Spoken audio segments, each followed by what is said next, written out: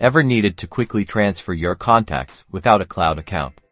Let's get those numbers onto your SIM card. First, open up your Contacts app. You'll usually find this as a small icon, often resembling a person or a Rolodex. Once you're in your contacts, look for a menu option. This is often represented by 3 vertical dots or 3 horizontal lines. Usually, in the top corner of the screen, tap on that to open up more options. Within this menu, you're looking for something like Settings, Manage Contacts, or Import, Export Contacts. Tap on that to proceed.